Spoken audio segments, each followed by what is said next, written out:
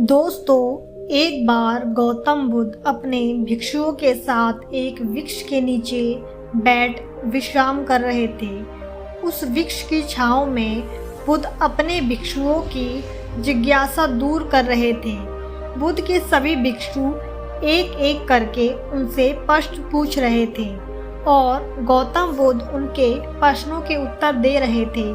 बुद्ध के उन भिक्षुओं में कुछ भिक्षु ऐसे भी थे जो कुछ समय पहले ही संघ से जुड़े हुए थे, जिसके कारण अभी उनके भीतर वह समझ पैदा नहीं हुई थी जो गौतम बुद्ध के प्रवचनों को समझ सके। गर्मियों का समय था, सूरज अपने चरम पर था और चारों तरफ धूप ही धूप थी, लेकिन उस वृक्ष के कारण बुद्ध और उनके सभी भिक्षु आराम से छांव में बैठे हुए थे। इतने में ही गौतम बुद्ध कि एक भिक्षु की नज़र एक बूढ़े व्यक्ति पर पड़ती है जो उस वृक्ष के पास से गुजर रहा था। वह भिक्षु उस बूढ़े व्यक्ति को देखकर अचानक से ही हंसने लगता है। उस बूढ़े व्यक्ति की उम्र बहुत ज़्यादा हो गई थी, जिसके कारण उसकी कमर मुड़ गई थी। उस बूढ़े व्यक्ति के हाथ में एक डंडा था, जिसका सहारा लेकर वो बूढ़ा व्यक्ति अपनी मंजिल तक पहुंचने का प्रयास कर रहा था। उस बूढ़े व्यक्ति का शरीर केवल हड्डियों का ढांचा मात्र था। अपने भिक्षु को हंसते हुए देख बुद्ध उससे कहते हैं कि मेरे प्रिय भिक्षु, कृपया कर हंसो मत, क्योंकि जिस व्यक्ति को देखकर तुम अभी हंस रहे हो वो कोई साधारण व्यक्ति नहीं है, बल्कि व्यक्ति उसी क्षण तुम्हारे जीवन को रूपांतरित करने की क्षमता रखता है जो आज तक में तुमने सीखा नहीं पाया। वह यह बूढ़ा व्यक्ति तुम्हें सिखा रहा है।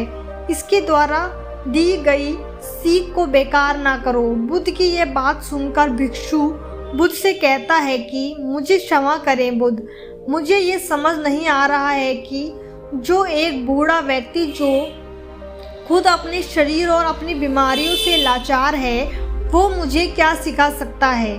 फिर बुद्ध उस भिक्षु से कहते हैं कि बूढ़ा व्यक्ति तुम्हें तुम्हारा भविष्य दिखा रहा है। जिस बुढ़ापे को और लाचारी को देखकर तुम अभी हंस रहे हो, वो बूढ़ा और लाचारी तुम्हारे जीवन में भी आने वाली है।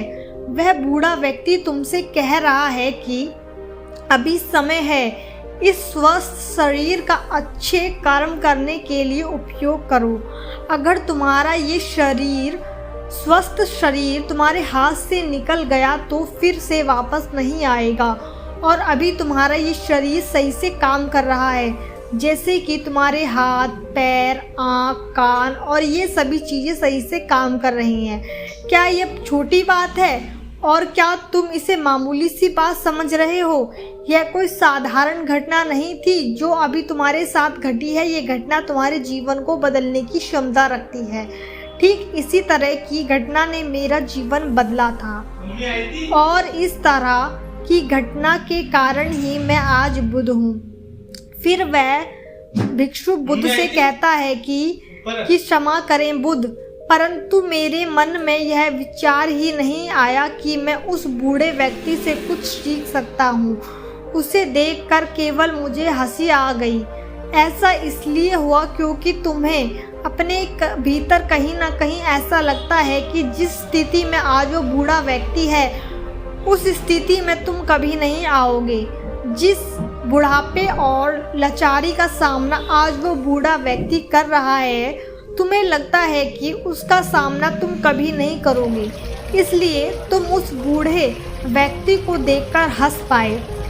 तुमने सच्चाई को नज़रअंदाज कर दिया। अगर तुम सच्चाई को देख लेते तो चाहकर भी अपने आंखों के आंसुओं को रोक नहीं पाते, परंतु तुमने सत्य को अनदेखा कर दिया और तुम बहुत बड़ी संभावना से चूक गए।